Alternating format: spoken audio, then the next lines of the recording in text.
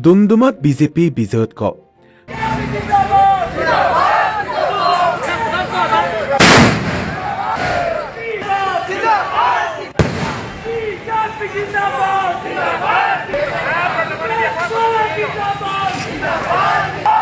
বিহাৰত বিজেপি আৰু মিত্ৰজোঁটে বৃহৎ সংখ্যক আসন লাভ কৰাৰ পিছত এতিয়া সমগ্ৰ দেশতে বিজয় উল্লাস কৰা পৰিলক্ষিত হৈছে। সমান্তৰালভাৱে ডুমডুমা চহৰৰ মাজমজিয়াত ৰূপেশ কোৱালাৰ উপস্থিতিত আৰু বিজেপি দলৰ কৰ্মকৰ্তাৰ উপস্থিতিত বিহাৰ নিৰ্বাচনৰ বিজয় উল্লাস কৰা দেখা যায়। হাতে হাতে দলৰ পতাকা আতচবাজি ফুটুৱাই আৰু মিঠাই খুৱাই বিজেপি জিন্দাবাদ ভাৰত মাতা কি জয় ধ্বনি দি ফূৰ্তি কৰে বিজেপি নেতা কৰ্মীসকলে।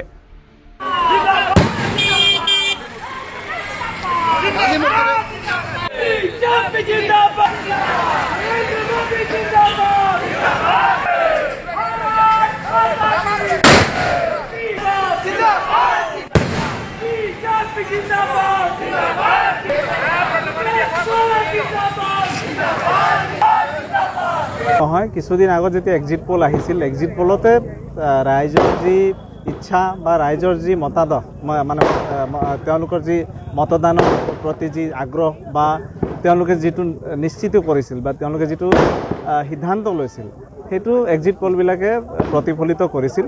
কিন্তু ভবাতকৈও খুব ভাল ফলাফল বিহাৰত হৈছে।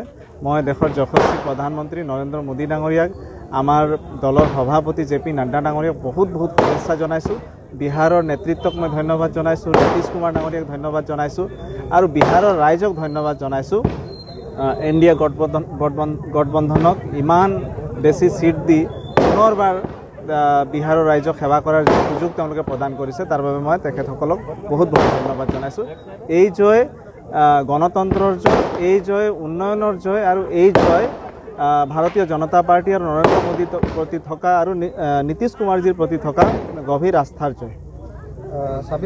স্বাভাৱিকতে এটা নিৰ্বাচনতো মানে দেশৰ অন্য ৰাজ্যত প্ৰভাৱ পেলাই, ইয়াতো নিশ্চয় পেলাব।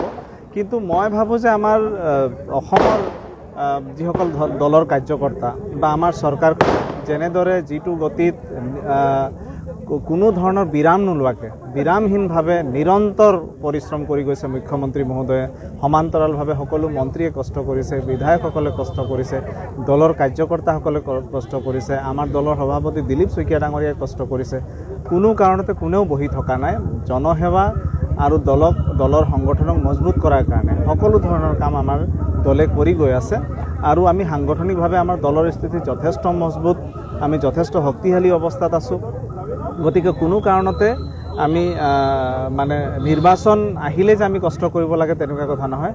বিগত 5টা বছৰতে 4.5 বছৰতে মই লক্ষ্য কৰিছোঁ যে প্ৰতিটো মুহূৰ্তত প্ৰতিটো পলত আমাৰ প্ৰতিগৰাকী কাৰ্যকৰ্তা সমানে সষ্টম আৰু মানে পৰিশ্ৰমী।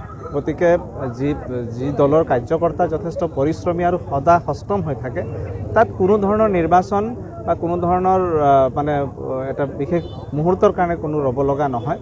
আৰু মোৰ বিশ্বাস আছে অসমৰ ৰাইজৰ প্ৰতি, অসমৰ ৰাইজৰ মাননীয় মুখ্যমন্ত্ৰী হিমন্ত বিশ্ব শৰ্মা ডাঙৰীয়াৰ প্ৰতি যি আস্থা বিশ্বাস, আমাৰ ভাৰতীয় জনতা পাৰ্টিৰ প্ৰতি যি আস্থা বিশ্বাস আৰু দলৰ আমাৰ নেতা নৰেন্দ্ৰ মোদীজীৰ প্ৰতি যি আস্থাৰ বিশ্বাস, পুনৰবাৰ আমাৰ চৰকাৰ ইয়াত মানে খুব সুন্দৰভাৱে গঠন হ'ব, তাত কোনো সন্দেহ নাই।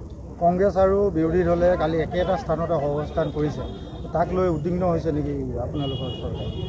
চাওক, সেই মিটিংখনটো কি মিটিং আছিল, শেষত গৈ পেলাইতো লুৰিণজ্যোতি গগৈৰ বিয়াৰ কথাহে তেওঁলোকে পাতিলে।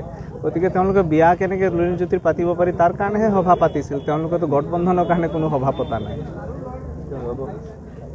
ডুমডুমাৰ পৰা সুবীৰ দেৱৰ ৰিপৰ্ট।